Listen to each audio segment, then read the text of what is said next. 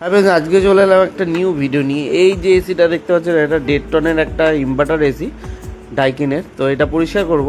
তো তার আগে আমি সামনের যে ফ্রন্টের প্লেটটা আছে সেটা খুলে ফেললাম, তারপরে স্ক্রুটা ঢিলা করে আমি কভারটা খুলে ফেললাম।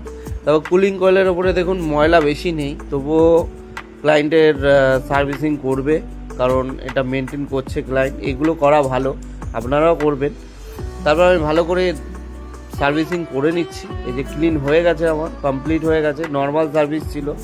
তারপরে ক্যাবিনেটগুলো ভালো করে আমি জেড পাম্প দিয়ে ধুয়ে নেব। এই যে ধুয়ে নিচ্ছি, ধোয়া কমপ্লিট হয়ে গেছে, ক্যাবিনেট পরিষ্কার হয়ে গেছে। তারপরে দেখুন এই জায়গাটা 2 আঙুল গ্যাপ, জানি কষ্ট হবে, তবুও করতে হবে, কিছু করার নেই। তো আমি দেখুন কীভাবে মারছি, দেখুন। তো প্রায় পরিষ্কার হয়ে এসছে আমার। তারপরে এই ক্যাবিনেটগুলো ভালো করে মুছে নিল। তারপরে এই যে দেখুন সব কমপ্লিট হয়ে গেছে, রেডি।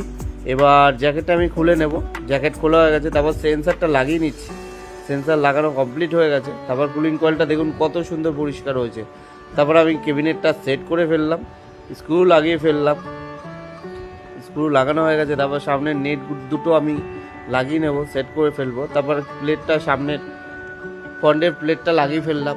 তারপর ভালো করে মুছেও নিলাম। তারপর সুইং প্লেটগুলো লাগিয়ে ফেলছি। দেখুন ঠান্ডা খুব সুন্দর হচ্ছে। ভিডিওটা ভালো লেগে থাকলে লাইক, কমেন্ট, শেয়ার করবেন। পরে